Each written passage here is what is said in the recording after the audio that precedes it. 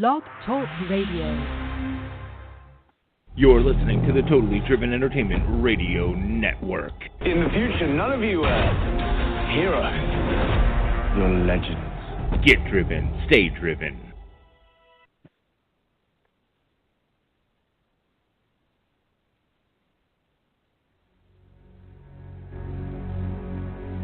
May it be an evening star shines down upon you. Ladies and gentlemen, welcome back to the Bareback Facts. I am your host, Dallas Duclo, and with me today, I have a special guest. I have Kimber'el Eventide of the YouTube channel High Elven Wisdom. Kimber'el, how you doing? My Gavanan, Dallas, how are you? I am well. Can you tell my listeners what you just said and what it means? Yes, it means well met, my friend, in Elvish, in Tolkien's Elvish, Sindarin. And it's just how elves greet each other. And you can actually hear it in the Lord of the Rings movies when Haldar talks to Aragorn when they first meet in the forest of Lothlorien. Right. Okay, so now that I have you here, into it. Let's get into it. You've got a great YouTube channel. You do a lot of stuff on YouTube. You do a lot of videos. You got a lot to talk about. So we've got a lot to talk about. I want to give people a better understanding of what you're into. First things first, though, I'm going to get to some of the things that I noticed in one of your videos, in a couple of your videos. You've mentioned some of your influences, and I want to get to those first, and then I want to ask you a question about those influences. So first off, I want to ask you, you mentioned that you have been influenced by texts such as the Bhagavad Gita, the work of the poet Khalil Gibran, and grimoires from various Wiccan practitioners, as well as, of course, obviously, the work of J.R.R. Tolkien. So what other texts would you say have helped shape your lens for the world around you? What other texts? Yeah. You know, I'm the type of person I can gather any kind of wisdom from whatever I read. So that is a long list, Dallas. As far as books, I actually have a video that talked about how I have several books that I've read that really helped me with my awakening. As far as, well, I have read the majority of the world religious books, and those are always very enlightening. And also Rumi's poems and poetries are always very good. I would say The Alchemist by Paulo Coelho, and also anything from the Kundalini and the Chakras, Genevieve Lewis Poulsen. You know, I am somebody who reads a lot of different types of style of books. Amit Goswami, Where God is Not Dead. That is a very interesting book about quantum physics. So as you can see, I mean, basically I'm always reading books that are going to help to just bring information to me and affirm some of my ideas about the universe and about consciousness and the reality that is around us. So in a way, like, go ahead. Yeah, go. No, I was just going to say I also really enjoy books that inspire the idea that love is the center of all things, and I think that's where Rumi's teachings and philosophies and Khalil Gibran's really took hold of me, as well as Tolkien's.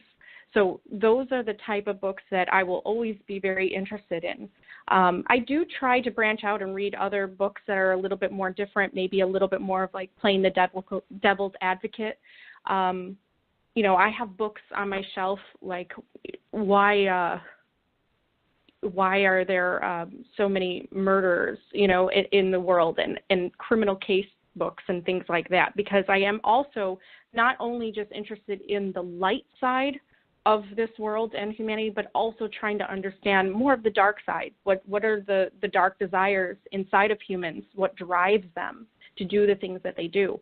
I'm always searching to understand more and go deeper. So those are the type of books I'm interested in. Right, so, a lot. Yeah. So what, you know, this kind of exemplifies to me, the words of Buddha, what we think we become. So what Absolutely. is it that initially drew you to the work of J.R.R. Tolkien? Because J.R.R. Tolkien is considered to be, by many, to be probably one of the foremost writers of fantasy literature to have ever lived. And his work, of course, was taken up in his death by his son, who finished the Silmarillion for him. But ultimately, Tolkien is considered to be the benchmark as far as fantasy literature goes. So what is it that drew you to the work of Tolkien specifically? Like everybody who gets into Tolkien, I think they're read The Hobbit or one of the books as a child, introduced into their lives at a young age, as I was, and it stays with you. And when you watch the movies and when you go back and you read them, when you're able to, when your reading gets a little bit better, your comprehension is there, you sense something within yourself. You sense that there's deeper messages to it. It's not just a fantasy book. I would say that it is a roadmap to deep psychology and the philosophies that Tolkien had about humanity. And that is absolutely what draws me. It's not just fairy tales or legends of old that can be considered myths. It is a look, it's a window, it's a mirror into our own reality, and the characters actually symbolize certain parts of ourselves. Well, I think one thing that a lot of people would say is that you can almost take any large portion of literature and gain that sort of insight into it as far as characters being stand-ins for specific parts of the human psyche. Now, Tolkien himself specifically drew on a number of pieces of literature that predated him by a great span of years, specifically the Ring Saga, Das Nibelungenlied, the Volsunga Saga, and of course the Edda, both the poetic and prose version. His work is incredibly influenced by Norse mythology and Celtic paganism. Yes. One of the things that I would like to ask you, I suppose, is have you read any of these texts, which many who studied Tolkien or read his work would consider to be his primary sources, despite the fact that these are in fact epics or free-form poetry. These are still would have been his primary sources in constructing the narrative that he constructed. I'm getting to it. The problem is that I am doing so much, and I'm not just focused on Tolkien. So I am getting to it, and that is absolutely something that I really wanted to start doing, is reading some of the Norse mythology that he spoke about, and where he got the inspirations for the Valars and just his creation myth and how he saw things in regards to Norse mythology and why he came up with his own kind of Anglo-Saxon type of mythology to kind of mirror that as well. So I absolutely am going to get to that, and that will be a video one day. Well, one thing that should be taken into account when viewing the Norse mythology and the way that Tolkien framed it is that Tolkien is not necessarily framing it in the context of an Anglo-Saxon perspective. Tolkien is attempting to capture these stories, but take from them their essence. And the essence of these myths and this mythos within Norse mythology specifically is the very, very primal concept that man is constantly at war with nature, but he is also constantly at war with himself. So these are primarily at the heart of all Norse sagas is this concept of man versus himself and man versus nature. These things, but also the attempt to find that attunement with nature. Tolkien attempts to capture that, and he attempts to capture the cycle that exists within Norse mythology. For if you're not as familiar with Norse mythology runs in a cycle, and that cycle is an eventual destruction and then rebirth. So through various forms. I do like the Thor Ragnarok movie. is one of those. The Thor movie. I love them. So, something to consider moving forward. Now, one thing I've noticed is that you pulled from a lot of different pots so to speak, in your construction of your own construction of what many would consider to be a religious idea or a syncretic ideology that you're pulling together. So one thing I just I'm not religious. have to ask you. Okay. Mm-hmm. One I'm thing not I religious. do have to ask you. Mm-hmm. Okay, you're not religious. One thing I do have to ask spiritual. you. Okay, you're spiritual. Are you averse to the concept of organized or more mainstream, quote-unquote, processes of explaining the universe, i.e., Islam, Christianity, Judaism, Hinduism, Buddhism, Sikhism, etc.? Are you averse to these ideas of a more organized and systematic form of belief? Yes. So I have always been aware of the idea. As soon as I came into the world and started to form my own sense of spirituality, I have always been aware of the idea that men, mainly men, in charge, and also some women in charge of these organizations, they have misunderstood or they have gathered information from the religions from an ego perspective, meaning their own culture, their own nation, their own personal identities. And that is actually what has fostered the division between religions. So I absolutely think that the organized religions in the world are flawed in a sense. Now, of course, there's always, exceptions to the rules. There's universalism, Christianity, which is really up and coming. And as far as I know, they are taught that there's truth in all religions and, the Baha'i faith and things like that. But generally, organized religion, what it does is it tries to say only our way is right and others are wrong, and you are following the right way.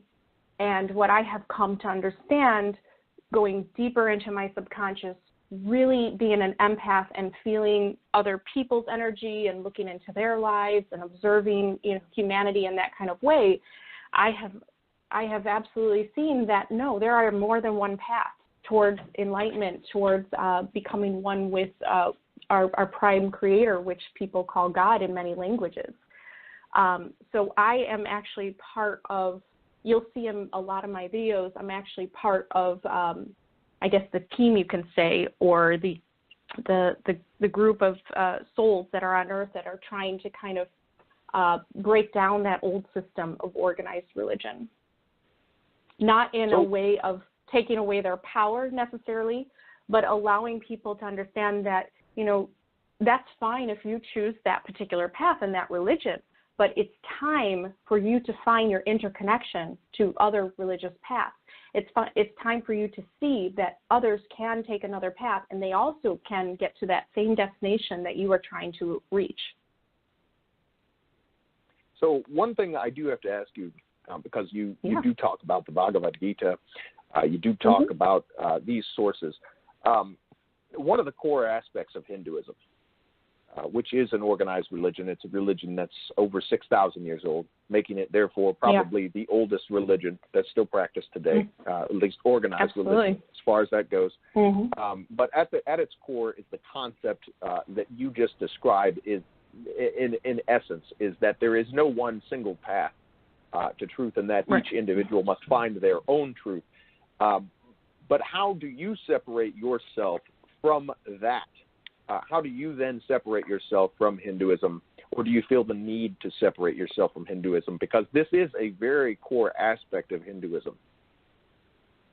How do I separate myself from Hinduism? I don't. How would you say? Okay, so you do not separate yourself from it. Okay. No, I do not. So you know how Gandhi says, I'm Christian, I'm a Jew, I'm a Muslim, I'm all these things? That's exactly how I feel. I feel that I can look at every religion and I can find myself in every religion. I actually see myself in every part of the religion. And possibly this has to do with, I've always been a holistic type of thinker where I can look at the bigger picture of things. I'm not so detail-oriented in that sense. But I don't focus on the culture, norms, the nation, the things that are attached to the religion that talks about the different rituals or traditions that people do within those religions that they claim as their own, I don't look at that. I can separate that, and I can find the deeper spiritual truth. I can find the truth of Krishna talking to Arjuna and saying that if you focus on me, you will reach enlightenment and bypass all the physical illusions of the world, in a sense, and you won't be tied down. So I look at those kind of messages, and I see myself in all religions. I wish I could teach it to others, and I'm trying my best to do it. So one of the aspects that you also mentioned, as far as organized religion goes, or the mainstream, quote unquote, is this idea of an ordering. But even the most free-form religions today do still attempt at an ordering, a way of organizing society, and a way of organizing the universe. Ugh, so it's terrible. Yeah, it's what one might call a necessary evil. It's part of the human spirit, I think, to attempt to control and organize things and categorize things. As people love it's power. Categories. It's power. It's power. We want to be in control of that of our universe as much as possible. So do you find yourself having to avoid those pitfalls as you progress in what you're attempting to do? You find yourself having to grapple with those pitfalls at all? I see no order. I see no hierarchies, no order in that sense. It's all completely on an equal level playing field. That is how I see all souls in the universe. That is how I see all paths. What I do see is the difference between darker paths and the lighter paths. And what that means is the darker paths tend to hold people back from experiencing joy and bliss. And, they get involved with things that are going to make them forget who they are inside, the divine light inside, as the Gita talks about. As far as order goes, I don't see it. And in fact, if you read the Gita and you really understand it, you understand that there is no caste system, that was simply made later on by the humans that took over that religion and said, this is our religion and this is how the order is going to be, and the priests are at the top and people are on the bottom, and this is how it is. There's always been people that have kind of taken, I don't really understand where they get that permission to do so, but there's always been those type of souls that come into this world and they feel that they can take control of everything and control others. And keep them below them in order to service them and keep them working, to provide for them so that they don't have to work as much and they actually receive more of the rewards of wealth and power. And it's just wrong, and that's just how humans have organized religion and other parts of, humanity's organizations and structures, and it's wrong, and something I'm going to speak about a lot in my videos.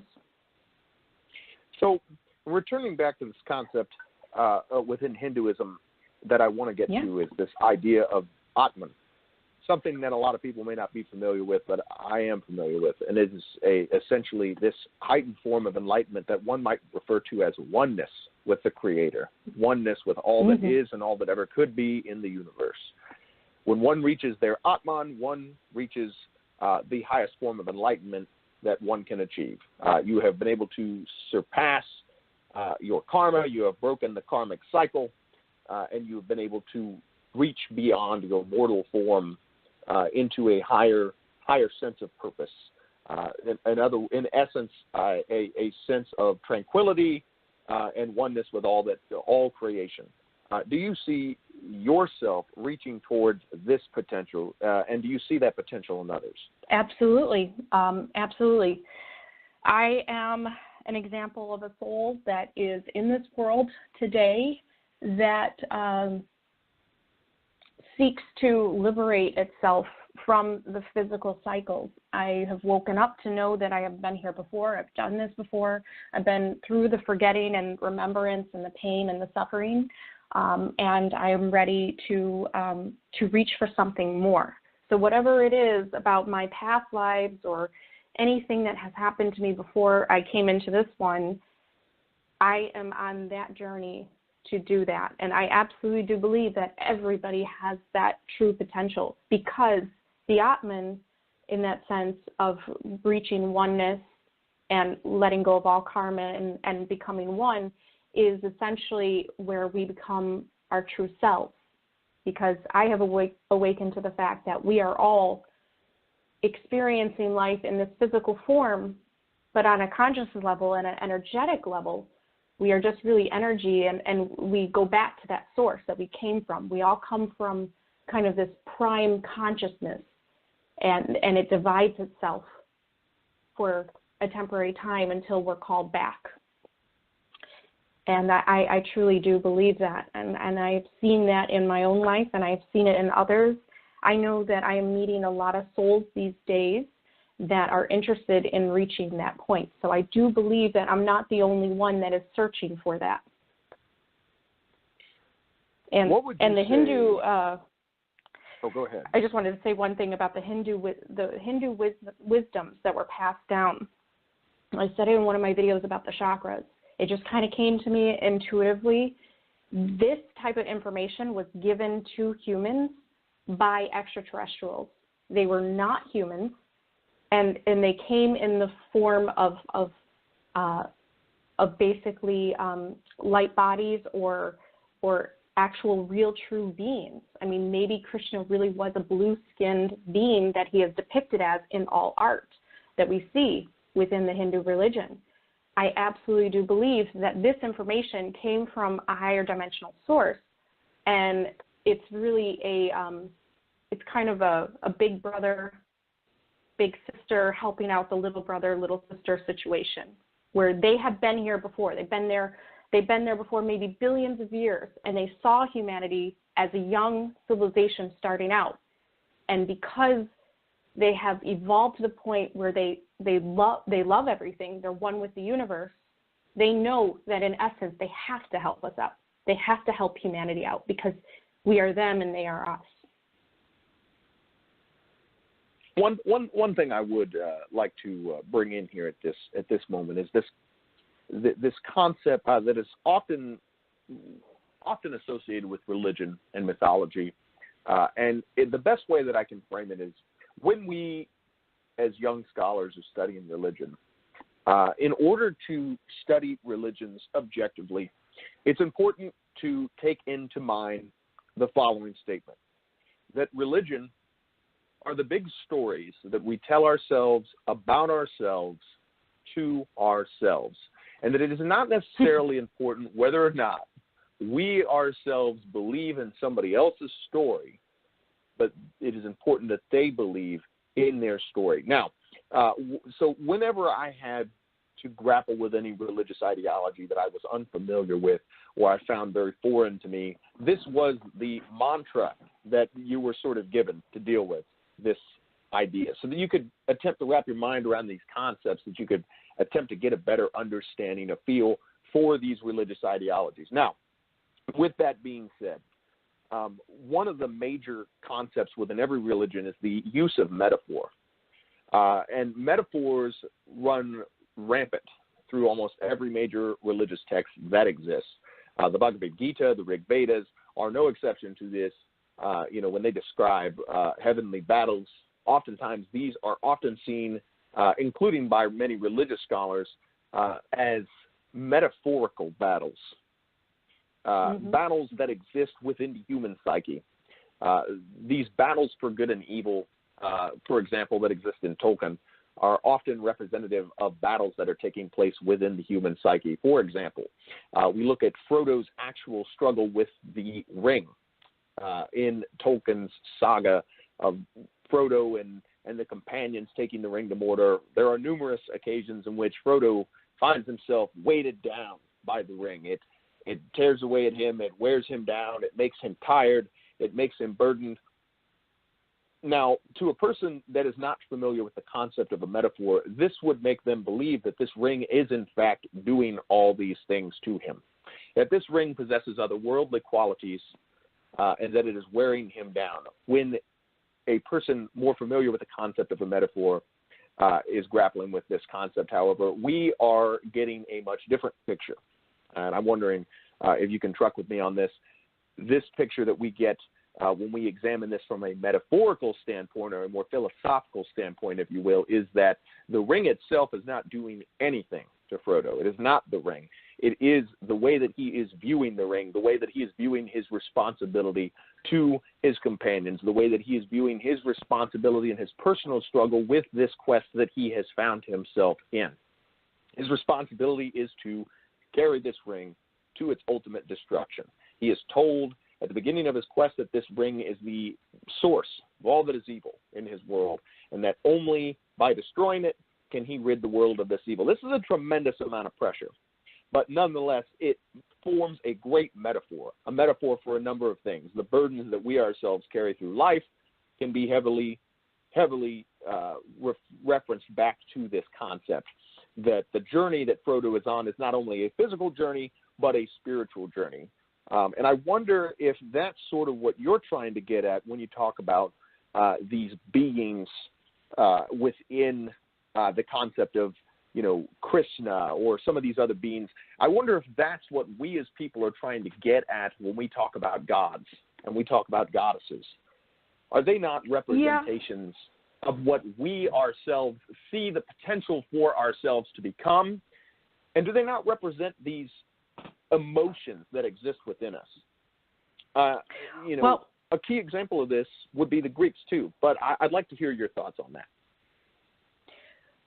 So, Dallas, I have looked at everything from a balanced point of view, in the sense that everything is happening internally as well as externally. Okay, so there's always that as below, so above, yin yang. It's always that balance, outside, inside. The way that I see it is exactly how you described, as far as the internal struggle, the internal, metaphors and things like that to help us achieve whatever we're supposed to do in terms of our own personal journeys. However, there's also the other side, which is the physical part of the universe, which is still very much real. So aliens that have been thought of as gods and goddesses in the past, and now, as you can see, if you go on YouTube, I think probably the number one topic right now, because we're in 2018, is the idea of starseeds and aliens, and people are, really interested in that, because that's where we're heading, in a sense. We're trying to find other civilizations out there, and we're trying to make contact in that sense, and trying to understand our origins more. So what I have come to understand is that, yes, aliens represent kind of an internal type of representation, the gods and goddesses of the past that have come here for humanity and taught them things. They represent that within us, of what we've always been able to achieve. But when humanity is searching for answers and is creating that vortex of energy, which is thoughts, and are really striving to look for something beyond themselves, in answer to that comes a physical manifestation of beings from other worlds. Because we're kind of all playing, consciousness is one thing, but so it's this dream of the universe that's going on, and whatever you think of at the moment, it creates the energy that will then call and make something align to the other energy that you're pulling into your life. So if humanity is searching for answers outside of themselves and they're looking to the stars all the time, and that's what they were, the pyramids were built pointing to the stars. We have proof that ancient civilizations were always looking to the stars for answers. They were always looking to see what else is out there. In answer to that, because we needed that in terms of for humanity's own spiritual and evolution growth, and to understand that they're not alone, that's when the physical manifestation of aliens came in. So they do represent an internal part of ourselves, but they're also very much real in their own experience and reality. That's how I see it. So I see it as both sides Daileas, like, very balanced in that sense. Well, this conversation is really getting fascinating. But before we continue, we're going to take a commercial break, and you and I will continue to converse, in private if you like. But when we come back, we're gonna get to some more questions. We're going to talk a little bit more about how you have come to view the universe and your take on philosophy and how religion, how organized religions are tackling things, and how you would do it differently. Sounds good. I'm Black Man, saving mankind, one stereotype at a time. I'm going to message you privately real quick on Facebook, and you'll want to turn your headphones down or phone down because this is going to be very loud. Yeah, okay. Will Yeah. Black Man Can you make still it hear to the me? crime on time? Yep. Or will Okay, he be good. on CPT? Yeah. During the Stay commercial, tuned at ChrisFraleyPresents.com. I just tend to let the commercials go and give that person a chance to catch the rep. But since I've got you on private messenger, I'm just going to message you until the thing is over, and we can continue to converse, and we can go back over some of these things as well, whatever we talked about there as well, if you don't mind, if you're not averse to that. Yeah, no problem. Just How give us something am I doing? to keep with the next minute or two. Stay driven with Totally Driven Entertainment. Are you a fan of Sherlock Holmes? Letters from Holmes offers unique, one-of-a-kind letters from the world-famous detective himself. Handwritten on 8.5-inch by 11-inch aged parchment paper and using smudge-free ink to produce original, high-quality letters that fans will treasure for years to come. Each letter is handcrafted and written from the perspective of Sherlock Holmes, more fleshed out. I Holmes' want people native to see tongue that you've and got some embracing balance many of to the you. famous detectives' quirks, quips, insults, and peculiarities. Order a love letter, Yeah, and birthday if we greeting, can go back, personal correspondence, or I would more. love to talk Only about at the idea of the internal and external battle that Tolkien talks about. For $5, Yeah, we can definitely talk about that. We can get back to that. Few slices of pizza.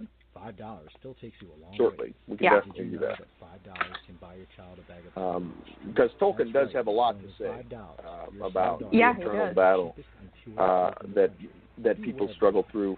But one of the things that I want to bring up too at some point is one of the major themes within Tolkien's work is death and mortality. That's probably in large part probably the biggest theme within his work. And you can argue the point if you want when we come back, but I think arguably that's probably one of the biggest themes within his work. Is death and our struggle to grapple with that grief and it's my death. goal, and I talk about it several times in my videos. Like I know death. I lost my mom at a young age, so my goal is also because I've healed myself and understanding a little bit about death in that sense. My goal is to help others get a sense of peace, in a sense, like where they don't have to fear death.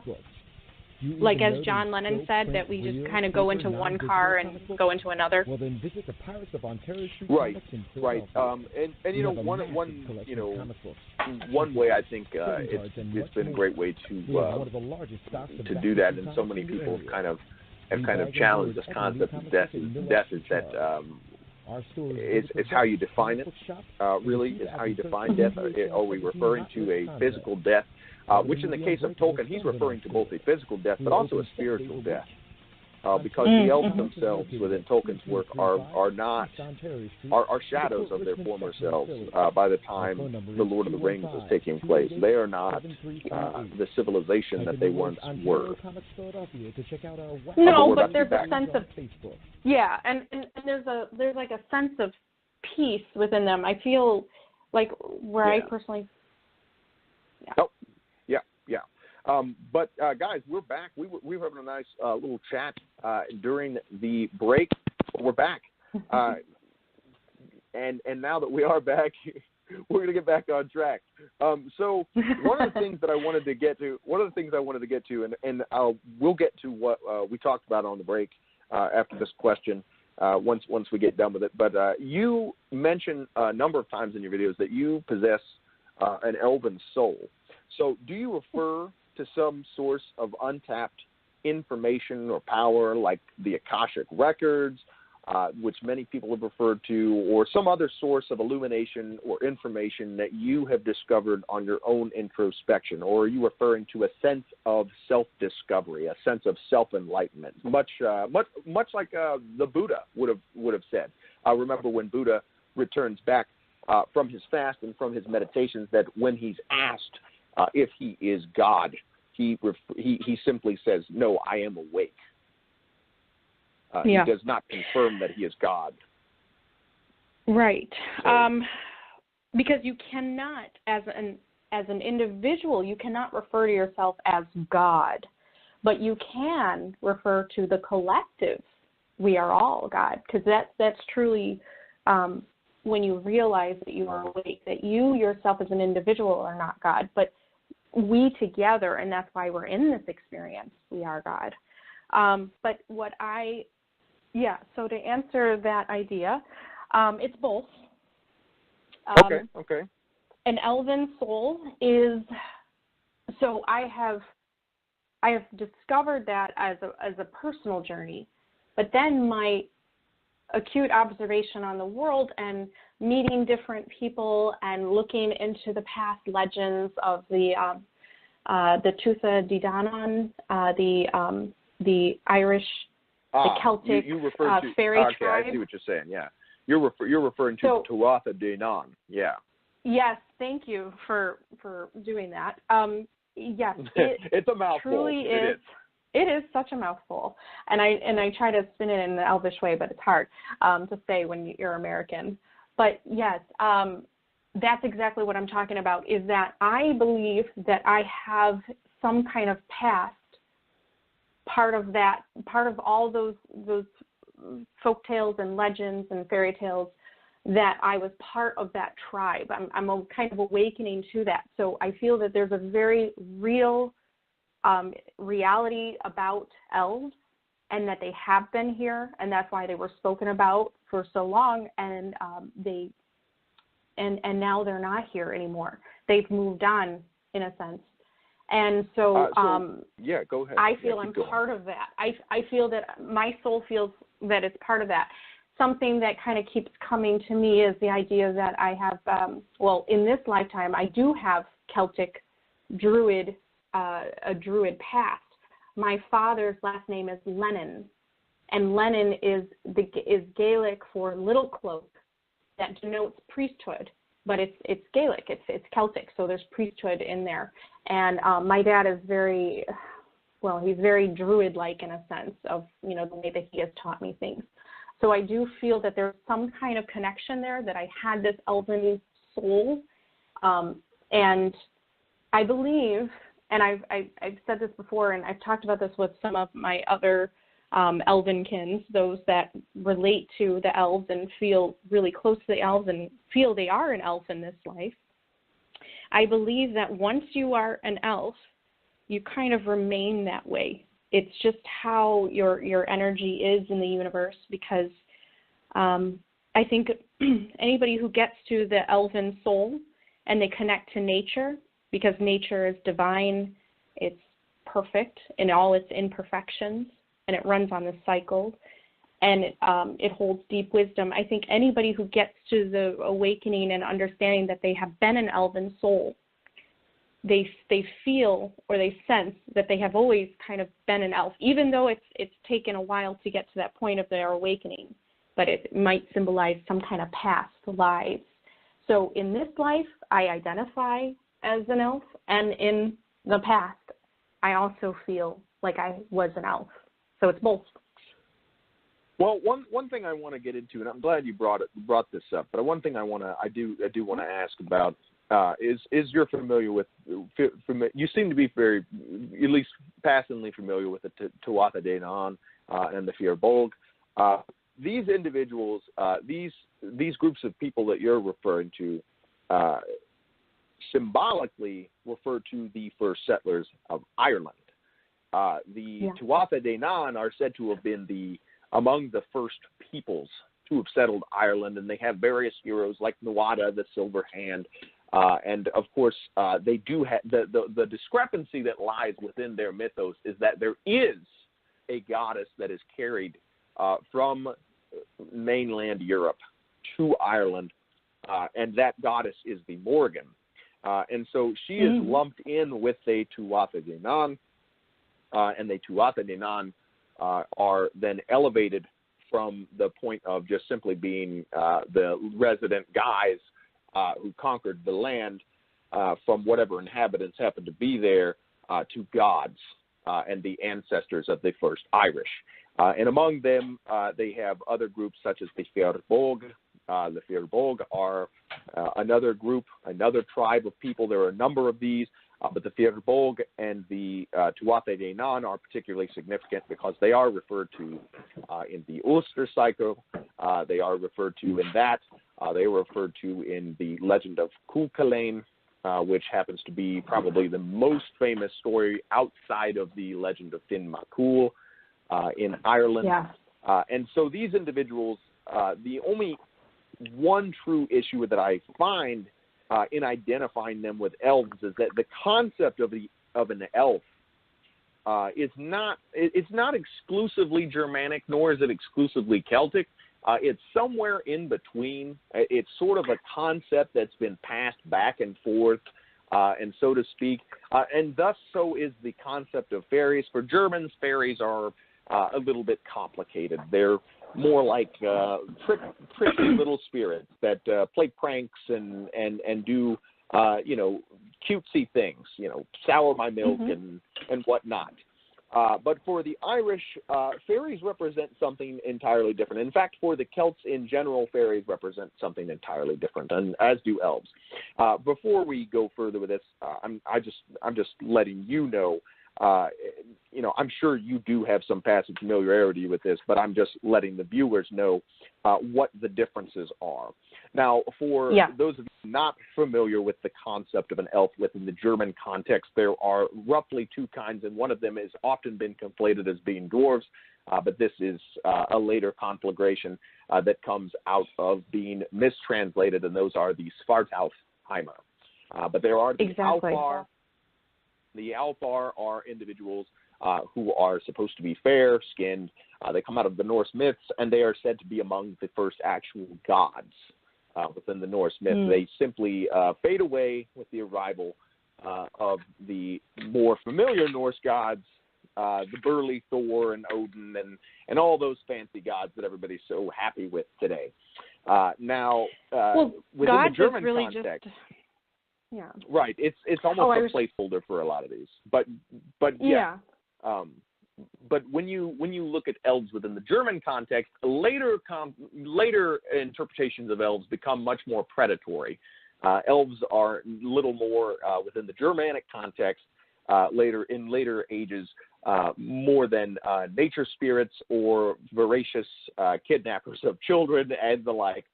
They become very mischievous entities that exist outside of time.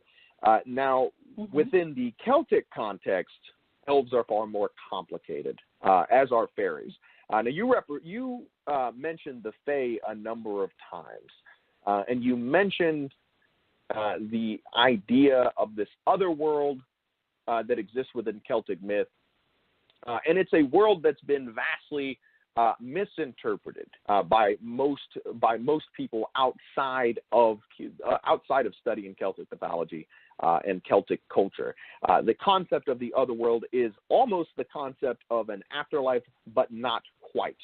It is a place that exists outside of time and does not refer to necessarily a place of death or eternal life, but it is a place where the rules that we as people, the way that we see them, do not apply. It is an uninterpretable plane of existence where supernatural entities are said to reside. Now, these entities are often referred to as the Fae or the Fairy or the Fair Folk, and this has often been conflated with elves, but elves are simply one of these groups. So I guess my question to you, specifically about this conceptualization of the elf, as far as it goes, is do you see your interpretation as being more of the swarthy Germanic variety of a more nature-oriented spirit that is both very hyper-sexualized and hyper, fantasized and fetishized within German culture, because it is very much so? Or do you see this opposite side within the Celtic mythos, and that is this mischievous, more mysterious and alluring entities that can't really be comprehended and really fully accurately explained because there simply isn't enough written about it? So that's a very complicated question. So the thing is about elves and fairies is there is duality within them. Okay, so you have the sprites, you have the fairies, you have lower vibrational entities that like to play tricks and manipulate humans and things like that, because that's just where they are and what they have designed to be or created to be or designed themselves to be in that sense. And then you have other types of spirits and fairies and elves that are going to be more helpful and are going to be, of the light of creation in a sense. So the way that I see myself is kind of an evolved form of what the mythos talked about within the Celtic legends and things like that. So when I talk about having an elven past, that what I mean about that and how I'm starting to view past lives is that you don't come into this incarnation just like that. You take in all your experiences that you've had, and you are the sum total of your experience in every new life that you have. So in this life, I am an evolved form of that, where I don't see myself as a god. I don't see myself as mischievous. I don't want to play tricks on humans. I want to help humans. I want them to get in touch with nature more, and I want them to connect to their divine light inside. That is how I see myself. So in a sense, I have evolved too. If I had an elven past, if I was part of that fairy realm in a sense, I am now evolved where I'm trying to help humans. So that's kind of how I see things. That I believe that even from your past, you do not come into this new life just with that, just with those skill sets or that past memory. You are actually you're trying to evolve from that past as well. Does that make sense? Yeah, so I guess the next thing, I want to get back to what we were talking about on the break. I want to get back to what you wanted to talk about is in regards to Tolkien, and I know you remember what we were talking about.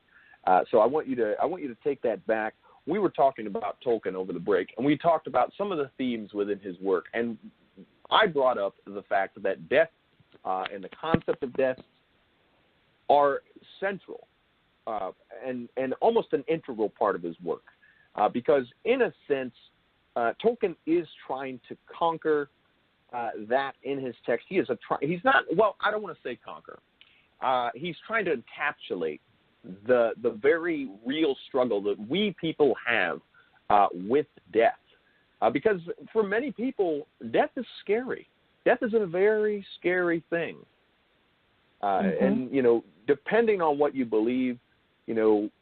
Death can be great. It can be, eternal happiness and in heaven or in Shangri-La or wherever you happen to be going. Or it can be eternal damnation if that's what you believe in. It could be nothingness. It could be anything the mind wraps around. But one thing that is particularly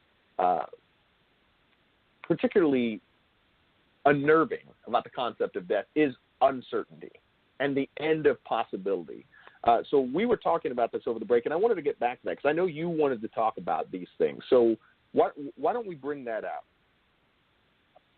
Absolutely. So his version of the Undying Lands actually was fairy, the land of fairy.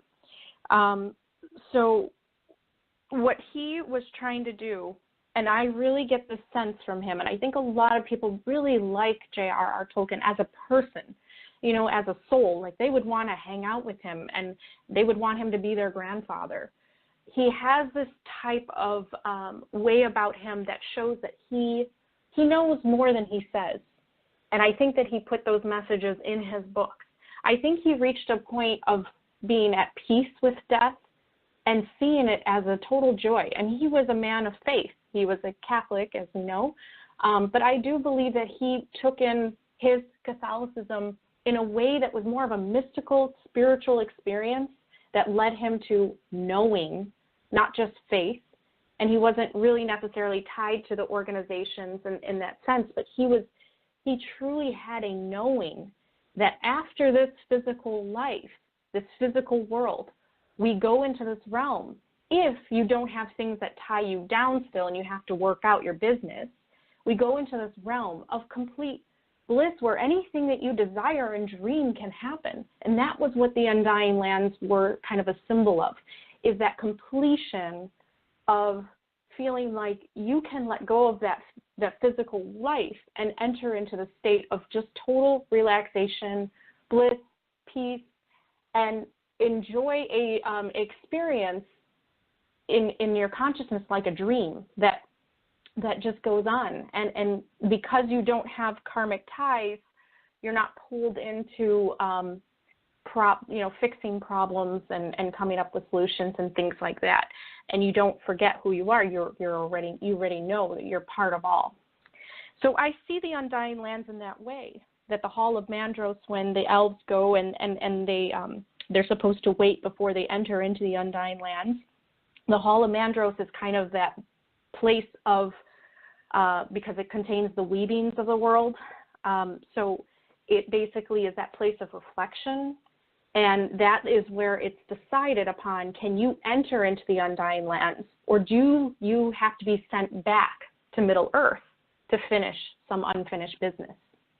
And I think Tolkien had that faith that was wrapped around his Catholicism, but also had a deeper spiritual awakening within himself. And that's where I am. That's where I am, as far as I just have this faith and this, and it's more than just optimism. It's not hope. It's a knowing deep inside that the Undying Lands contains all that you desire, but there's steps to get there, in a sense. If you truly want to, get on the Elven ship, as that metaphor, you have to be able to work on some things and get to the point of the conscious level where when you die, you can enter into there freely and easily. Because if you die at a lower state of consciousness and awareness,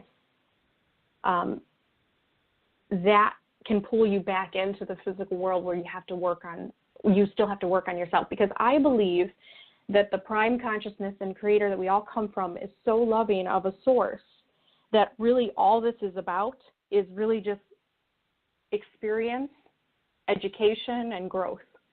And I mean, that is the great joy, is that you're always given the opportunity to be a little bit better and a little bit better and a little bit better. And when you are a little bit better in terms of your consciousness and the way that you live your life, what happens is you experience a more joyful experience.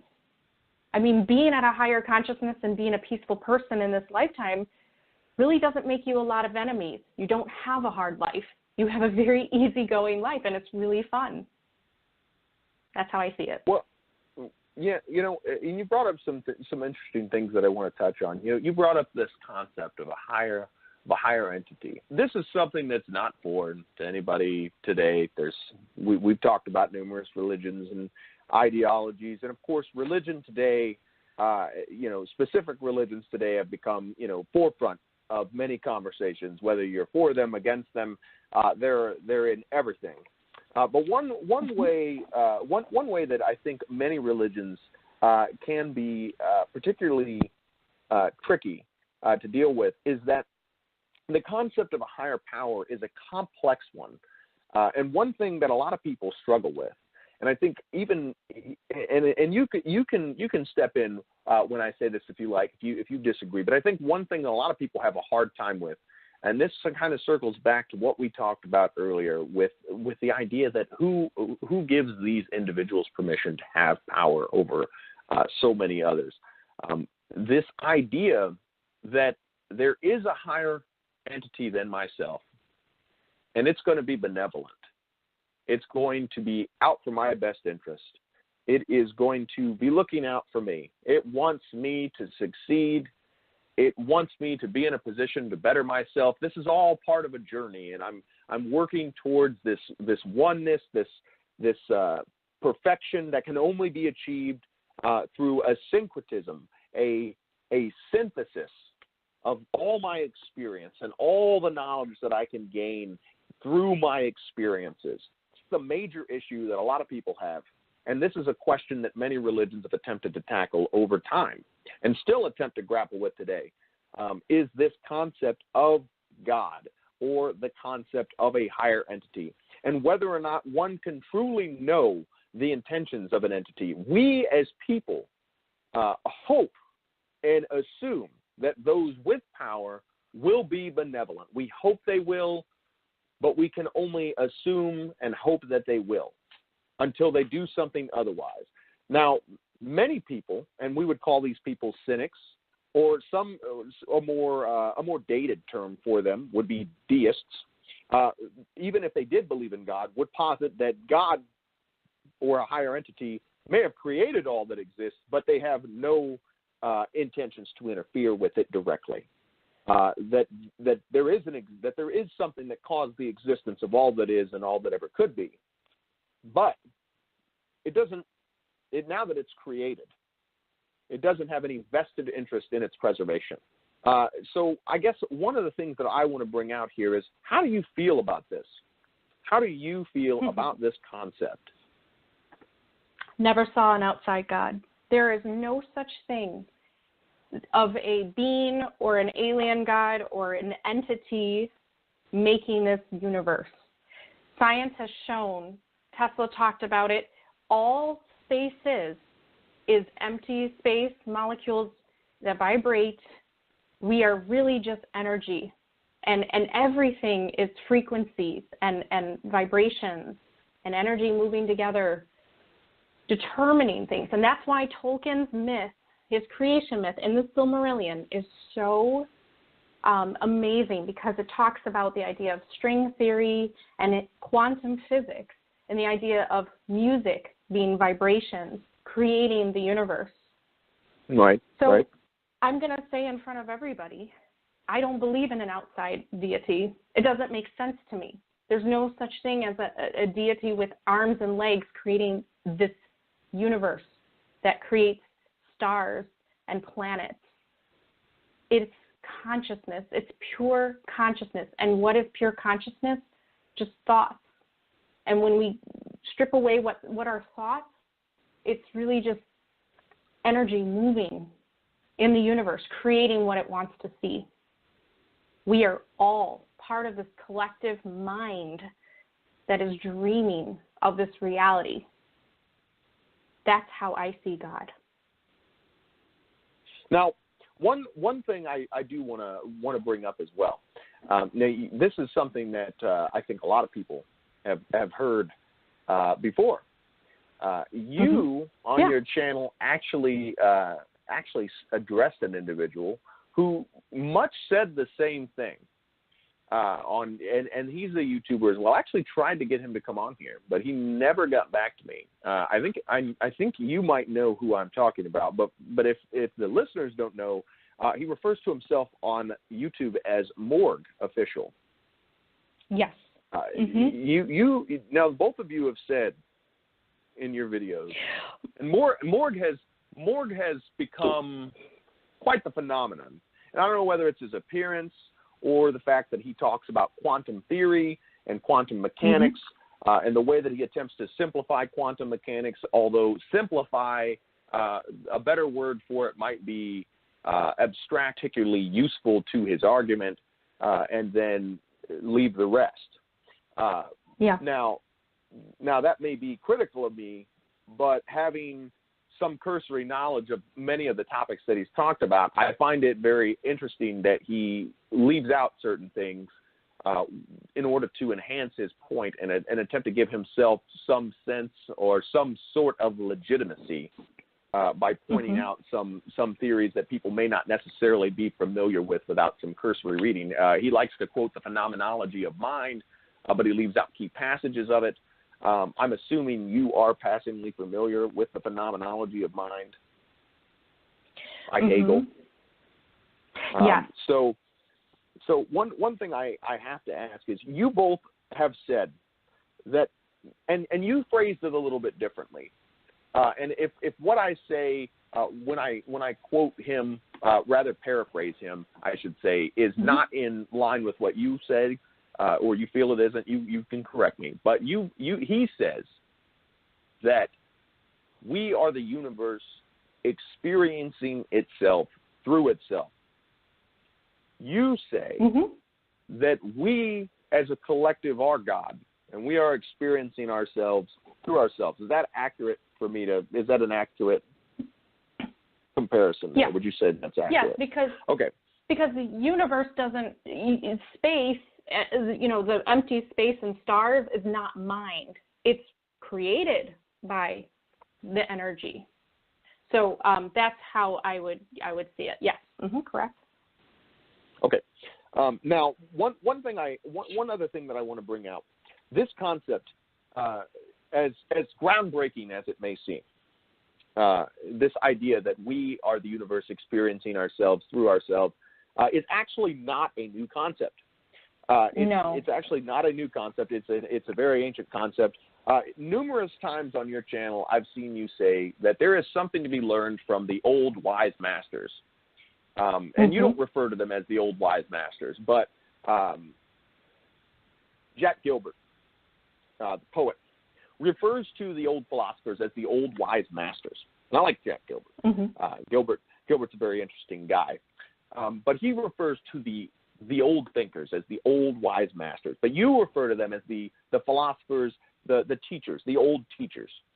Which is spiritual teachers. Thing. I mean, teacher, master. The words, depending on the language you're in, they basically translate to the same thing.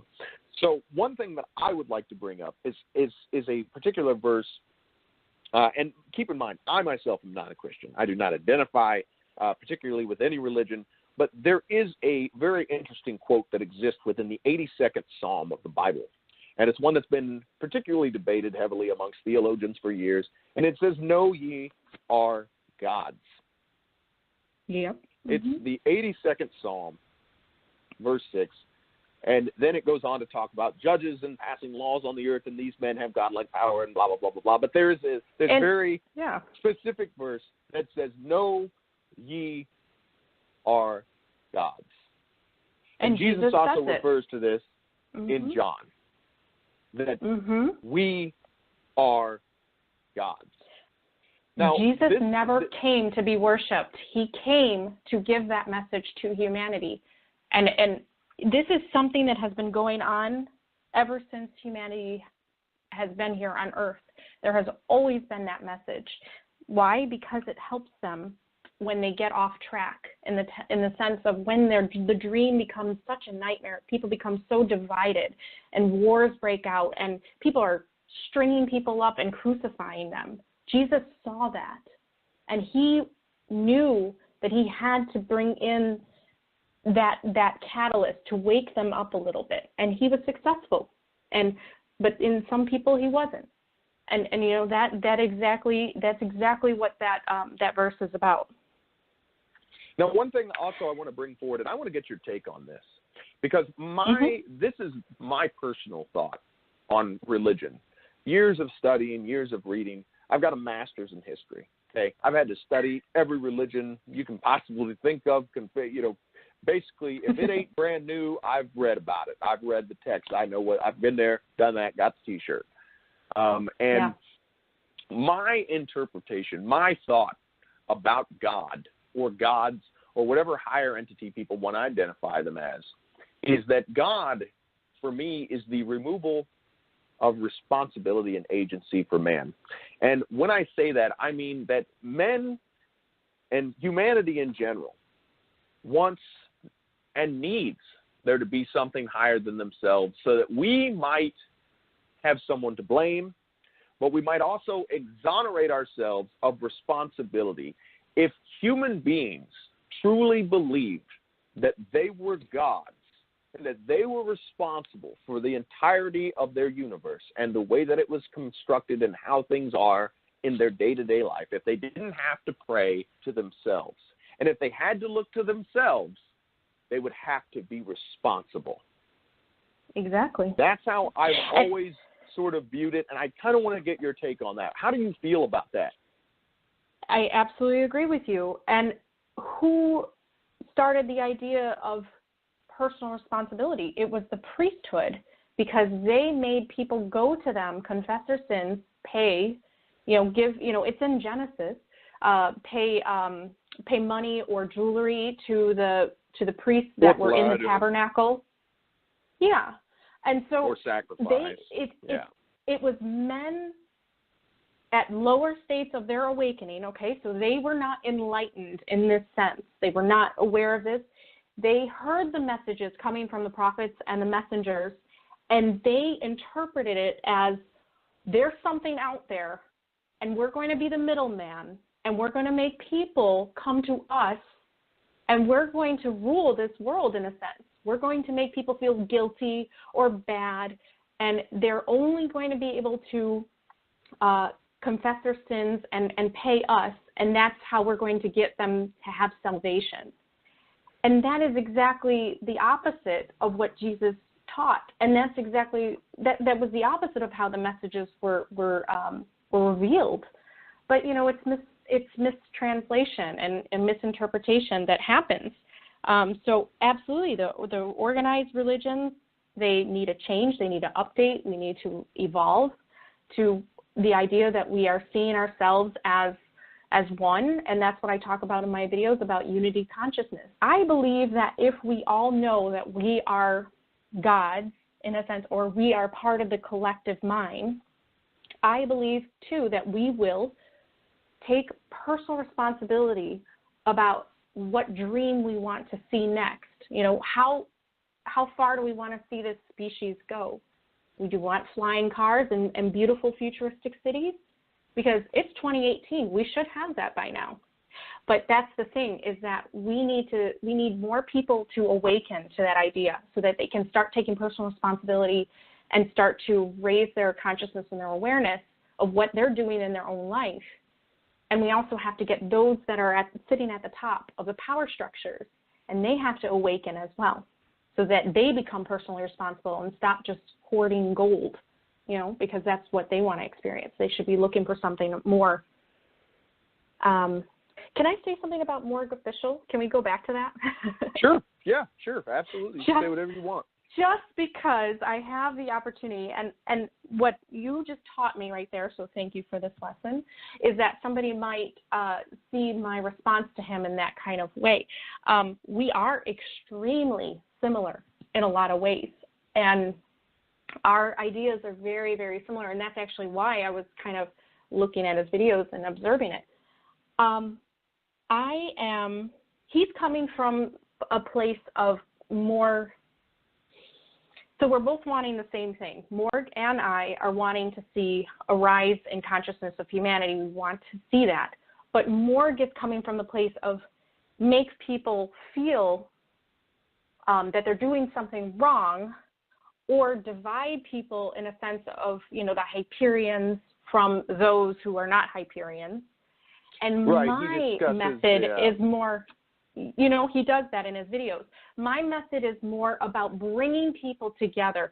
So in a sense, my method is, so we're both coming at it from the same place, what we want as far as the destination, but my method is to make people, I guess, understand their unity to each other, so that there isn't that division that's created. I don't want to see humanity divided from Hyperions from others.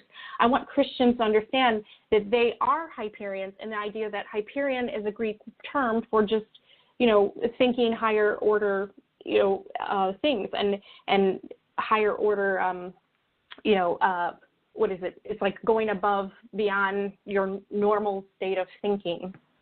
So that's what I'm trying to do. So I guess that's the only difference is I wanted to speak out about that because he kind of said, oh, if you're an intuitive, if you're a sensor, if you're this, you're not a Hyperion.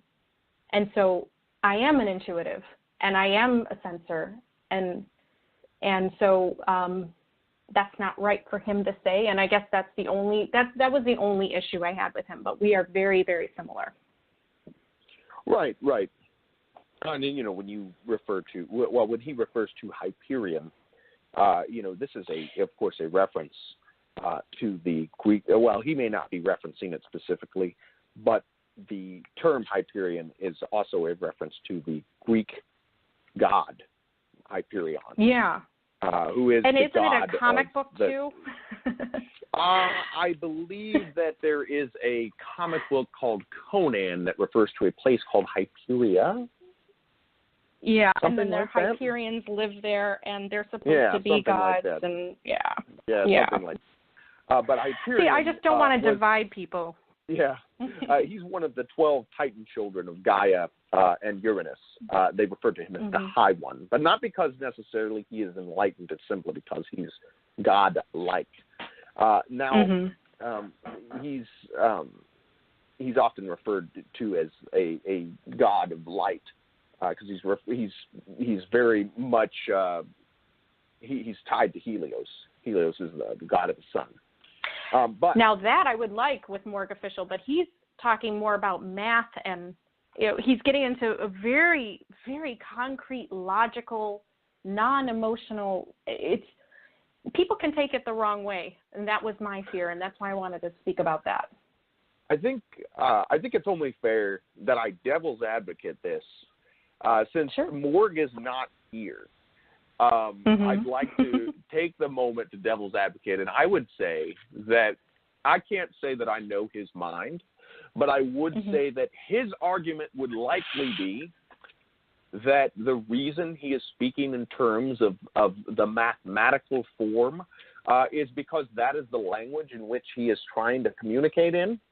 And I think he would see that not as the absence of emotion, but emotion as being a variable of a larger equation that is existence.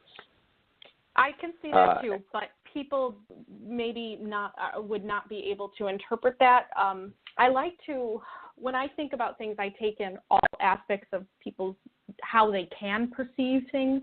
So my fear is that the masses that are all at different levels of consciousness, understanding, and education and all that would actually perceive it a little bit differently. But I definitely see where you're coming from.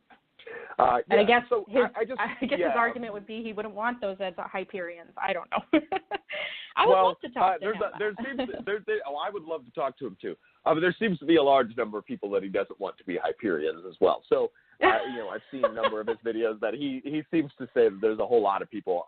He refers a lot to the herd mentality, and this is nothing new. This is not something that is, as cutting edge as Morgue wants to be.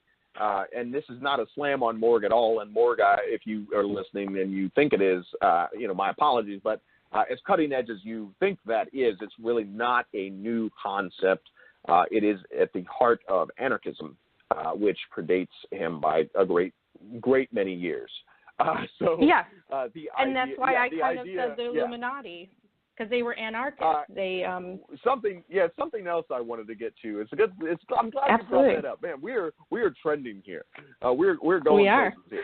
We're going in the right direction here. I noticed that you mentioned the Illuminati, and he mentions the Illuminati. There's a lot of people that mention the Illuminati, and I'm curious.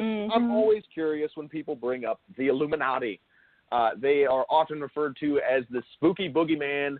The spooky New World Order, puppeteers of things, when in reality their beginnings are extraordinarily humble. The term Illuminati referred to specifically groups of people who actually found themselves persecuted by the church for their beliefs, mainly because they were putting stock in science. They were attempting to explain the universe outside of theology, and at that time, that was considered incredibly radical for the time that they were in. So the Illuminati refers to almost a fraternity of sorts of people who found themselves persecuted. Of course, Galileo is often referred to as the first member of this group because he is actually, blacklisted, as it were, by the church for his beliefs. How dare he, look through his telescope and use basic observation to figure things out. What was he thinking?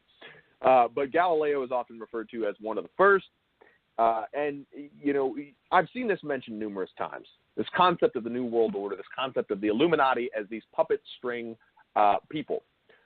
But I haven't seen a lot of evidence of this.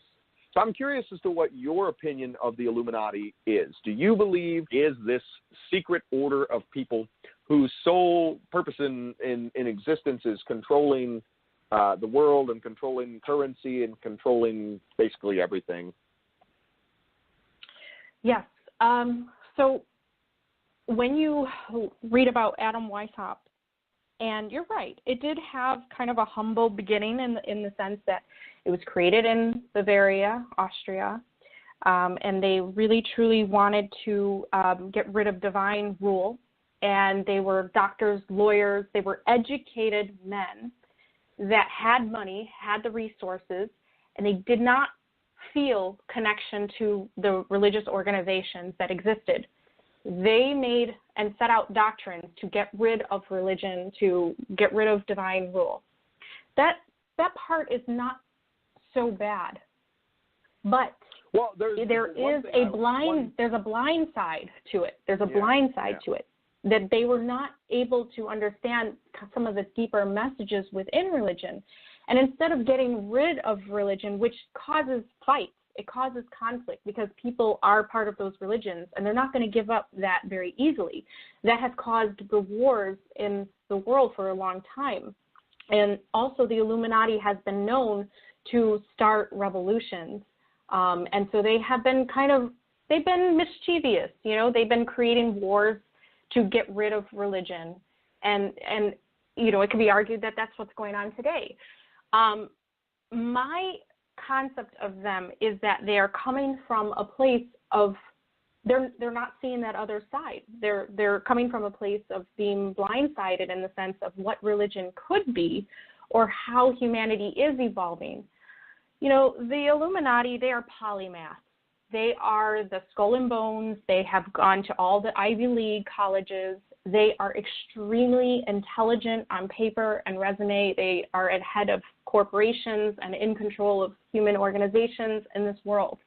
They are extremely educated, extremely intelligent, but what they lack is a spiritual understanding. And it's funny because they use the third eye as their kind of symbol, because they use the New Age and spirituality movement to kind of bring about a change that they wish to see. I'm getting ready to do a video about the light and dark side of the Illuminati because I am also not about having the Illuminati be looked at as monsters and, darkness and, fear-based understanding of them. I want people to see who they are. I kind of want to work with them because I feel that we cannot, as a species, really move forward without them. We really can't because they have the money. They are in control of the corporations. Unless there's going to be a huge, another revolution. I mean, I think we can move past that. I think what we can do is reach an understanding because where they are coming from is they see the masses as uneducated and they see them as the herds that they have to guide. That's how they see the masses. That's who they are. So they're not evil. They lack faith in both the understanding of spirituality in a sense, of a deeper sense of what the religions were trying to teach, and faith in humanity. They do not believe that humans can control themselves. They're doing everything in their power to be their masters because they want to preserve human species, but they believe that humans have to be controlled. And I'm on the opposite side. Humans do not have to be controlled. In fact, they're evolving to a place where they can be sovereign beings I believe that. I don't know where it comes from. Maybe it comes from the future, and I came back. I don't know, but I have this belief that we can be sovereign beings. Look at me. I'm on this earth right now, and I have this following of people that are kind of awakening to that. So I believe it can happen. I've seen it. And I want the Illuminati to know they can stop the control in that sense. Maybe get a little more faith in their fellow beings. So one thing that always comes up with the Illuminati is that they're these incredible, powerful people, that they're a part of an elite club. But the problem with the Illuminati is that despite their humble beginnings and despite many of their boastful claims, some of the things that they've taken claim for throughout history, that they've tried to take credit for throughout history, they don't have any evidence for taking credit for it. You mentioned revolution. One of the major things that the Illuminati claimed to have been part of, sort of spearheading was the French Revolution. The French, yeah. Mm-hmm. Yeah, but unfortunately, the Illuminati is almost completely dissolved by the time the French Revolution takes place.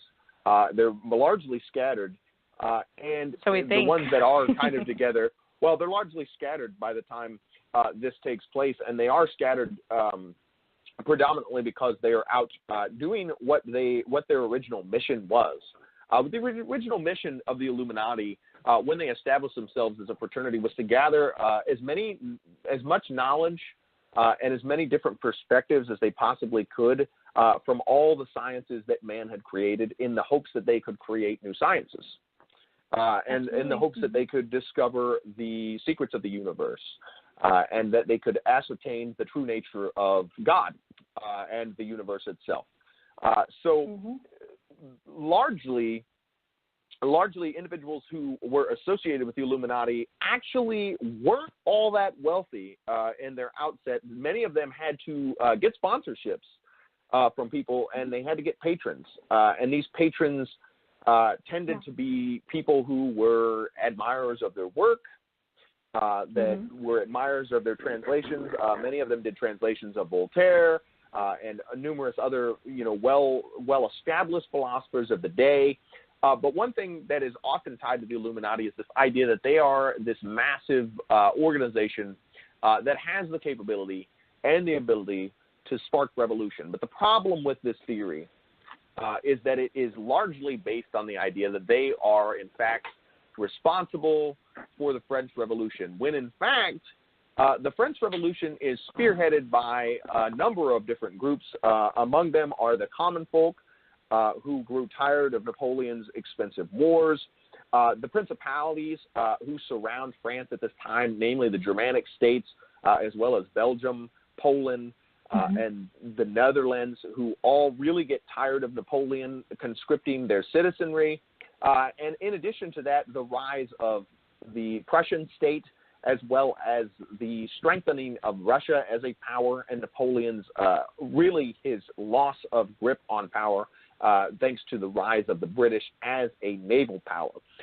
So all of these factors key into the French Revolution. But the thing that really sets it over the top, the thing that really sets the French Revolution over the top, is a famine that is actually not caused by war, but is actually caused by the fact that so much of their food had been harvested too early for Napoleon's conflicts that ultimately, not Napoleon's conflicts specifically, because this is right before him, but the king's conflicts and his attempts at colonialism, all of their food's being shipped to all these different places, and the people are starving whilst the king and the queen are kind of just fine dining, enjoying life as they were wont to do in the time in which they were alive. This prompted the citizenry, led by groups such as the Jacobins and even the Jesuit priesthood order, to plot their assassination, which they do. They succeed, and this sparks revolution. After many of their leaders actually get caught in the attempt, they do end up succeeding in killing the king and the queen. They behead them, and then you have Robespierre, and then eventually the rise of Napoleon, who is seen as the restorer of France. But the problem that I have with the Illuminati theory as being these string pullers is that I think we give them far too much credit. Many of them are not near as powerful as we would led to believe. Now, the Skull and Bones organization is not the Illuminati, but it is a fraternal order, much like the Masonic order, and it does hold some very powerful, very powerful alumni. Among them, we have the former president, George W. Bush, was a Skull and Bones. His father, I believe, is also a Skull and Bones. There's a number of people. I actually believe Dick Cheney was also a Skull and Bones. But nonetheless, there are a number of people from power who've been in seats of power who were Skull and Bones. There are also a number of people who claim to be members of the Illuminati in powerful places. However, the problem with that is many of them couldn't tell you a thing about the Illuminati, even if they wanted to, because a lot of their credos, a lot of their texts are lost, and the ones that aren't tend to be in French or Latin. And it's not a language that a lot of even educated people even speak anymore outside of certain scholarly circles who are actually studying this subject. So for me, I find it very problematic. I also find it very problematic. So it's become religion. Essentially, right? But I find it problematic as well that, you, Morgue, and, not just Morgue official, but other people as well, I can see where you are coming from. But I've seen this song and dance before with the Illuminati as being this, they're the boogeymen. They're super smart. They've got all this knowledge that they're not sharing with everybody else. But, that's not really accurate because they shared loads of information with loads of people. And they actually kind of just fall apart. They kind of fall apart later on. In the late 1780s, and they fall apart not even because of conflict. They fall apart because there's a change in philosophy. You see the Enlightenment, and then there's the Second Great Awakening. History has such interesting trends that push and pull people in all these different directions. And then you even have the advent of Romanticism, which you would have thought would have driven people.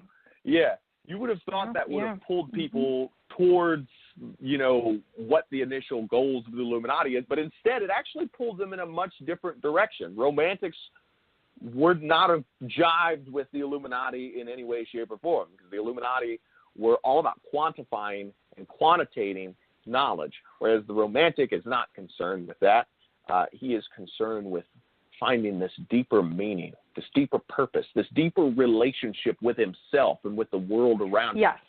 And I think that's I think that's where you, and even though Morgue official tries to be very reasonable and logical and almost, calculating, even he is deep down a romantic because he is still seeing the world from that same perspective as the Romantic.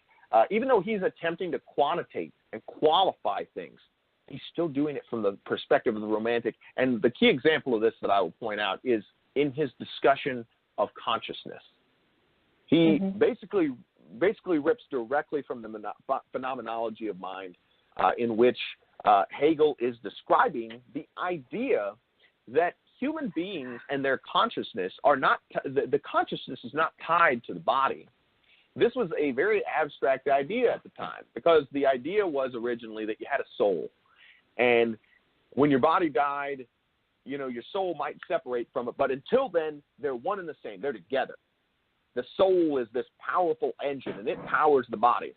Hegel got away from that. He says that the soul is not the engine that powers the body. The soul can exist outside of the body. The soul can exist independent of the body, and the body is not required. There can be a soul and no body. The body can operate and do its day-to-day functions because it is a machine, essentially. It's a machine. The brain will still tell your body what to do because your soul and your consciousness are not your brain. They're not even the idea that Hegel posited was that those things are not connected. That the soul, the mental capacity that an individual has is not tied to their brain. Because if it was, it would die when you died. That would make it an organic thing. Because your brain is organic. So and this is a very romantic idea, despite the fact that people are going, that's gross. You know, I don't want to think about my gushy, you know, brain. It is a very romantic idea because it posits the idea. Yeah, it posits the idea that there is an existence within. There is something in you that is special that exists without you here, without your physical form. There is something else there. And Hegel's attempt to define this and quantify this, despite it being a calculation on his part, is not even an attempt to really, you know, verify you had a soul or you had a mind, because contrary to what Morgue Official would probably have you believe, one of the things that he locks out of his description of the phenomenology of mind is that Hegel is actually tackling the idea of religion. He himself is Christian, and he is attempting to grapple with this concept of the spirit, of the soul, and where it comes from and what its source is and what he's going to do with it, because he is trying to figure it out. He's trying to understand what it is. That is his goal. And so what I guess I got to ask you at this point is, how do you feel about, you know, the concept of the soul? Is the soul, or this essence that we carry around with us, is it, you know, to something higher than ourselves? Is it part of this great collective that you mentioned, or is it something that we can't really quantify, that exists in a place where we can't really qualify it accurately enough yet? How about all of the above? Seriously, that's what's so, you know, that's what's so interesting about this. I hear people quote a lot of philosophers, and I hear them talk about the phenomenology of mind and Hegel, and then they quote Ovid, and then they talk about Franz Kafka and the Metamorphosis, and then they cite the great god Pan, and then they talk about this, and they try to qualify it, quantify it, quantitate it, and in reality, even though Hegel himself was trying to do this, the goal in the end was never to really qualify it. For Hegel, he didn't need to qualify it; he was just trying to say that it was there. I think that's why. So I have a memory when I was younger. As soon as I learned about the Hegel's philosophy on religion, you know, the thesis and antithesis, and the antithesis, I just remember I had this memory of me saying that I believe, I connect to that, I resonate with that. So I actually do like Hegel, and I believe that, like you said, that Hegel was trying to understand more about how the collective kind of moves together throughout history and how they learn from their mistakes, and then they evolve, and then they have, you know, a war or conflict, and they learn, and then they move on. So I absolutely do agree with that. Like I said, it's all of the above. I think that a soul is an individual part of ourselves, as designed, unique sparks of the divine. And I also think that we have a collective soul as well. And the collective soul is more interested in how you are part of a species and where the species goes. The personal soul is only interested in the enlightenment of that particular divine spark. So that can be ego, because if you're not thinking about the collective soul, then you don't really care about how a species moves. So my concern is when people get stuck in only the personal soul, because we do have a collective soul as well. It's all of the above. Does that make sense? So, no. I just wanted to see how much we could flesh that out. Because a lot of people, and for those of you not familiar with Hegel, if you're out there watching videos about Hegel and you're not familiar with Hegel, I recommend picking up a copy of some of Hegel's work, preferably translated from German. Don't read it in German like I had to, because you just start crying. Yeah. You will, because that's what I did. But the phenomenology of mind, it's also translated as the phenomenology of spirit, because they use the word Geist, and Geist has a dual translation for the time in which it was written. But this is Hegel's attempts to grapple with concepts within religion that he felt weren't being addressed, and the predominant one that he wanted to really conquer and grapple with ultimately is the concept of consciousness and spirit. And this was very important to him because at the time you have the rise of people who are looking to the best way to say it is they're looking to take science, take philosophy, and say that it's completely and utterly separate from religion, which is something that's actually taking place today, and brings me to my next question for you: is do you think that religion is a science, or do you think that the two are two different things? Do you think science and religion are separate? Are they at odds with one another? Can there be a synthesis? What do you think about that? Well, look at some of the scientists that actually do have some type of spirituality or religious background, and they'll even say that their interest in science is to understand the miracles or the creation of God, of what they believe God is.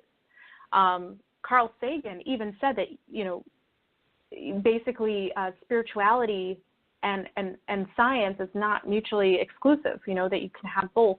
And Einstein even said that, religion and spirituality go together, and if they don't, they're lame. They miss out part.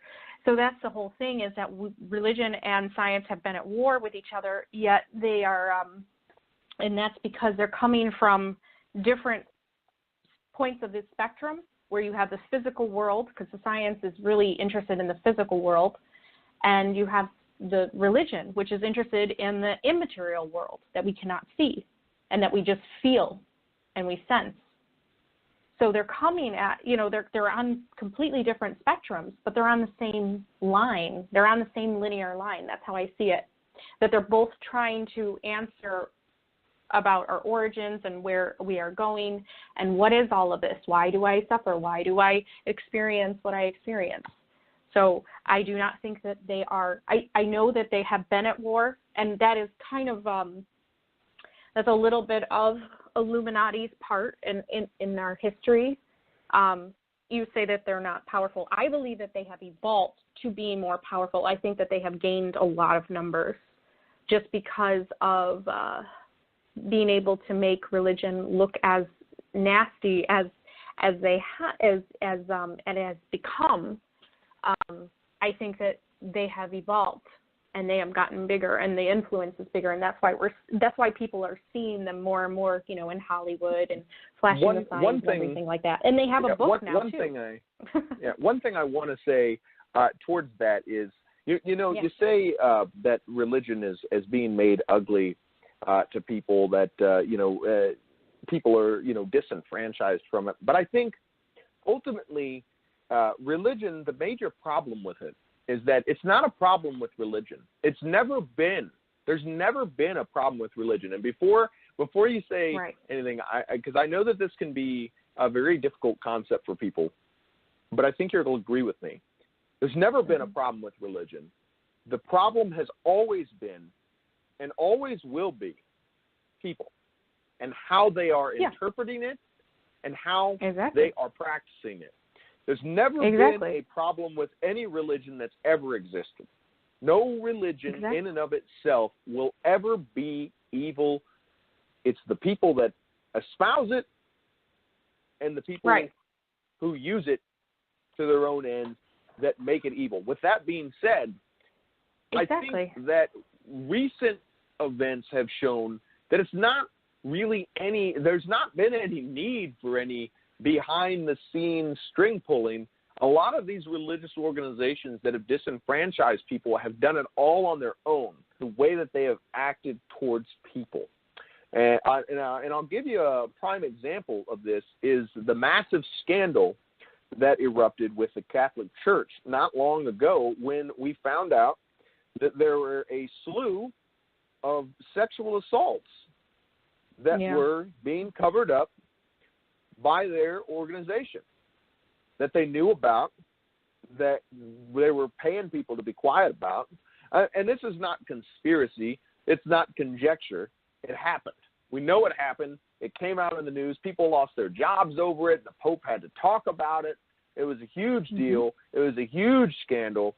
And so I think to say that we should attribute the almost downfall of modern-day religion to any one group would be the height of fallacy and lunacy, because these organizations have been doing this to themselves for years.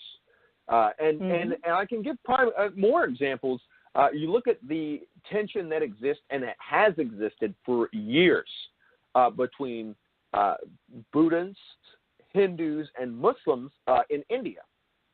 There's a lot of tension that is in those regions that has disenfranchised people in one of the most populous areas of the world from religion. People are dropping in record numbers from 3 major religions in one part of the world because they're incredibly disenfranchised by how those people treat one another, but also the conflict in their country. So I think these organizations are doing that all on their own. These religions are shooting themselves in the foot. They've gotten away from their original goals to really just kind of falling in on themselves. And it's true. I think we can both agree that's kind of where things are going right now. Yeah, it's a lack of education as well. Education is key. Malala said, kill a terrorist with a gun and you just killed the terrorist. But if you actually educate the people, you do not have terrorists in the future because they have higher order thinking. They have critical skills that they develop within education. And a lot of these second world, third world countries, they do not prioritize higher order education. A lot of them, a lot of people in those countries, they do go to school and they do learn, and those are the peaceful Muslims, Buddhists, so on. Education is tied to religion as well. If you do not have critical thinking skills and higher order thinking, and you don't read and you don't expand your mind, then you will only be moving from the emotions. And that is the thing. You have to have a balance of logic and emotions, because that causes, the zealotry that we see in religion today. And that is absolutely what I agree with. And I believe it's both. We have organizations that work to secure land and resources. So they fund wars, or they set out to destabilize areas, and then causes we've got conflict. Governments, but we've got governments run by lobbyists. So it's both. Right. So it's both. So it's the individuals who are not able to think with their logic about religion, and only through their emotional faith.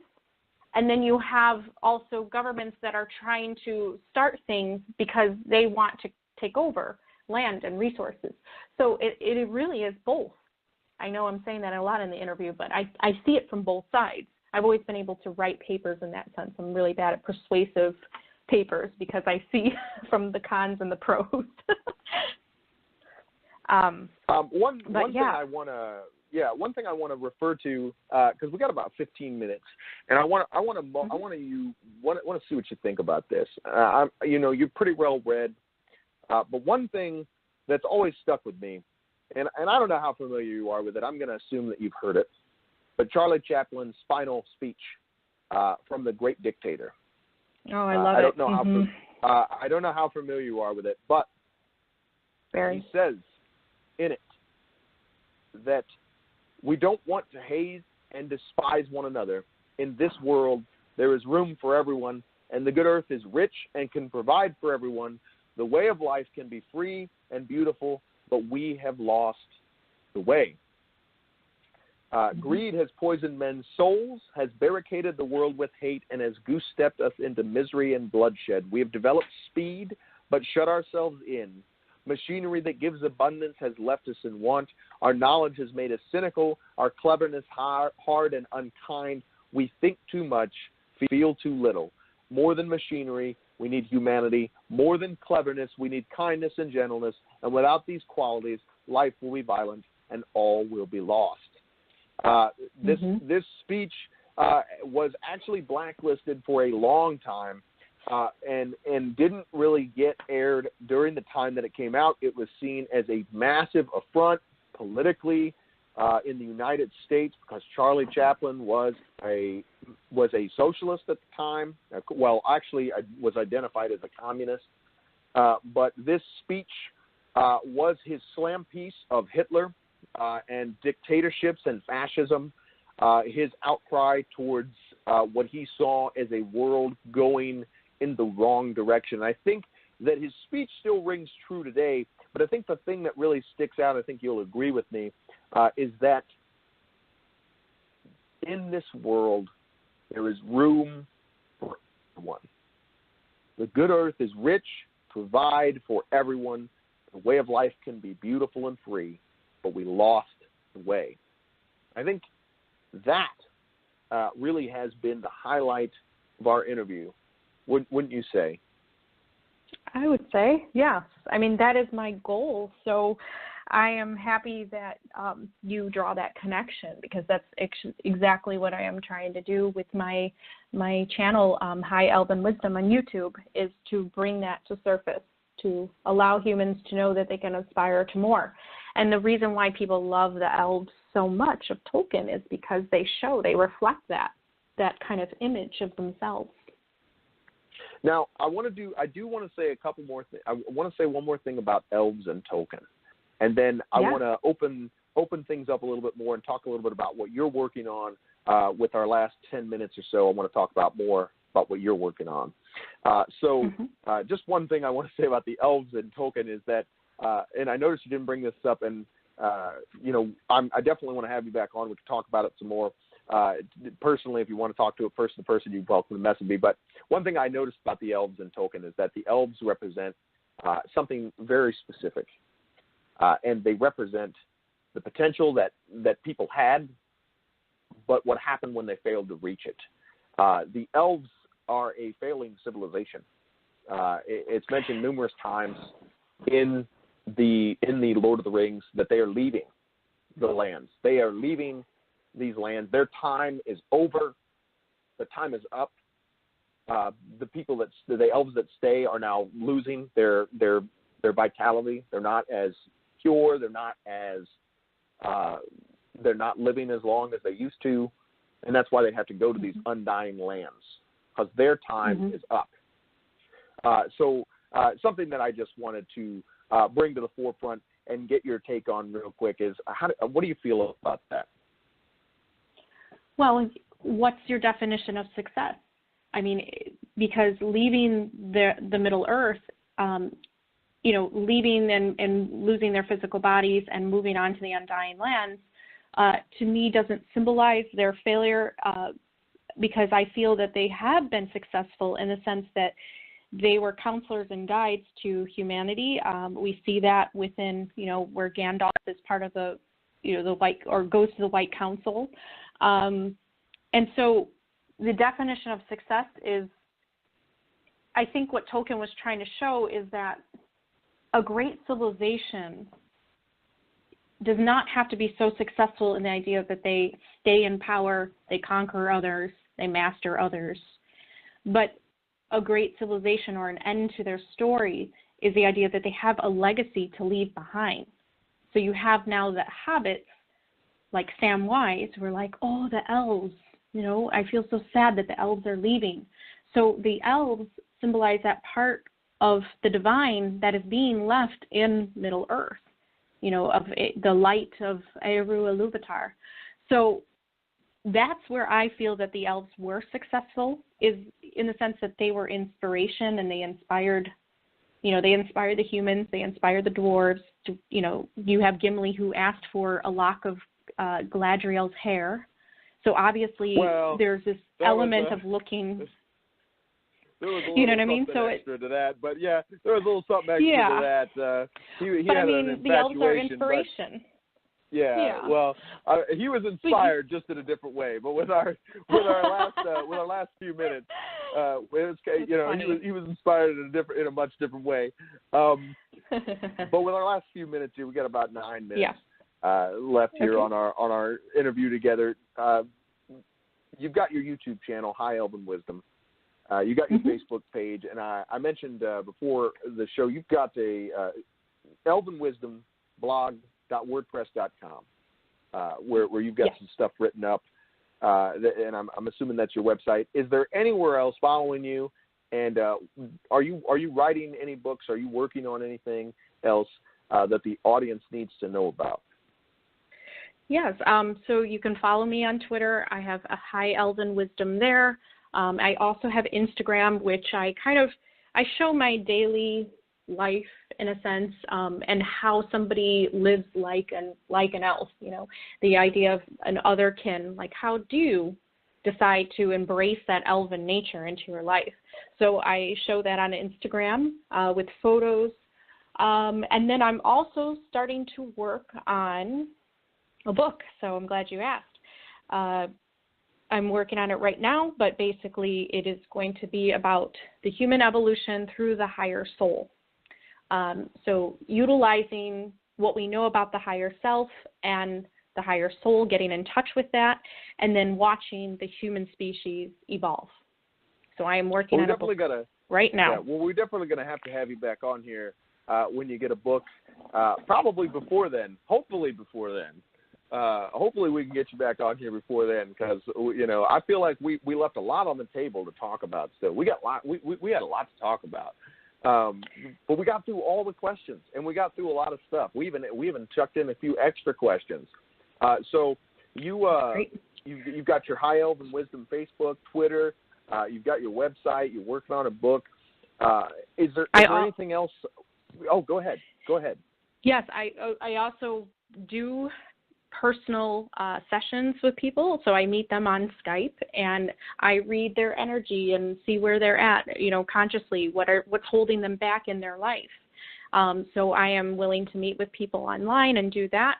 If you are interested in getting in contact with me, you just have to email me, and we set up appointments. It's elvenlightpath@hotmail.com. I also have Facebook groups where if you resonate with things I say, if you feel like an elf, if you feel you have a past life of being an elf, if you love nature, if you believe in humanity's evolution, and you just really want that inspiration and want those people around you, then you can join the Elven Light Path group online, and we have about 1,400 members right now. And you can meet other elven souls. Quite a number. And tell us a little bit, what can people expect from you in the future? What can we expect to see from you, Kimber'el Eventide, and High Elven Wisdom? Where do you see this going? Well, I hope that I can reach a lot more people than I'm reaching right now. I'm a lot like Pythagoras in the idea that I am not so interested in one-on-one teaching as I am in reaching out to a larger audience. So I love, I used to teach in the classroom, and I used to be a teacher, and I found out that what I really want to do is reach a lot more people. So basically what you're going to see in the future of me is just making a lot more YouTube videos, and hopefully even traveling and maybe doing some conventions where I can, have workshops and talk to people face to face, and just hold speeches in that sense of just being able to connect with people more face to face rather than what YouTube allows me to. So that's really kind of where I see myself going. I hope for the future. All right. Well, is there, we got a few minutes left. We did really good. We got through a lot of stuff pretty quick. I feel like we tackled a lot of heavy material too. Is there anything that you think would be helpful to the listeners to read if they want to seek enlightenment and they want to seek, to better themselves, what sort of things would you recommend that they do? What do you think is the correct steps towards self-discovery as far as, reading and practice? What can they do? I would say don't come to anything with judgments. And what that really means is that when you open a book, when you look at religious texts or non-religious texts, whenever you're reading, try to put yourself in the shoes of the author and who's writing those messages, and try to understand their intention and their desire to get this message across. That puts you at a state of where you're out of your subjective ego and you're starting to understand people more. And that's what I try to do with everything that I read and get involved with. And it's really helped practice this objectivism, which is where you get out of your subjective self and you're objective. And that's, the Elves of Tolkien were very good with that. That's kind of why they were, the White Council and everything, because being at an objective place allows you to be more fair in your judgments, and you're not coming from a place of ignorance and just your emotional opinion. And I think that this world needs a lot more of that, because we instantly judge others when we hear things and read things. And I think people need to come from a place of the objective self. And I think that will help people understand what they're reading more and what they're listening to more. I see a lot of it on my YouTube, and I try not to comment about it, but people sometimes focus on me, and I want them to focus on my messages. And so that's kind of what I just want people to start doing is to get in touch with their objective self rather than their subjective self. And you have to have a balance. I mean, you can't live this world as an objective person all the time, but you can reach a great balance, and that allows you to be less emotional and reactionary towards things. I hope that helps. Well, yeah, I think we left people in the right direction. Well, listen, Kimber'el, this has been a great interview. I got one more question. This is the easiest question you're going to answer this whole time. Easiest one. You want to come back on the show? Yes, of course. We're going to have to set that up. Let's get your people talking to my people, and when I say that, I mean let's get you talking to me. Let's work this out down the line. I don't know. You seem like you're pretty busy. I got a lot going on too, but let's talk it over. Let's see what you got going on in the next couple of weeks. I definitely want to have you back on here. I think there's a lot more that we can talk about. I think people are going to have enjoyed this interview, and I hope it definitely helps you. I wish you the best. I hope everybody is enjoying what you're doing. You seem to be going for the right thing, and I definitely like to give people their due. Maybe down the line we can get Morgue Official to come on here and talk too. But we'll see what happens. I would love to. I'd like to heal him a little bit. Some of his past. His past trauma with Christian family. We could definitely have him on and talk about that if he ever responds to anything I ever say. I don't know. He must be really, really busy. I don't know. But you know, at the very least, maybe we can get you back on here and we can talk about it, and maybe he'll listen. But excellent. I'm going to let you go. Feel free to message me on Messenger, and we can hash out the details. I'm going to leave you with an Elvish saying. All right. Ilen sila omen televo, which means the stars shine at the hour of our meeting. So that's the Elvish saying. Sounds pretty good to me. All right. Well, I'm going to let you go, and just go ahead and message me, and we'll hash out the details. Excellent. Okay. Bye-bye, everybody. Hi, everybody. Hope you guys enjoyed the show, and see you guys next time for the Bareback Facts. I'm out of here. Yeah.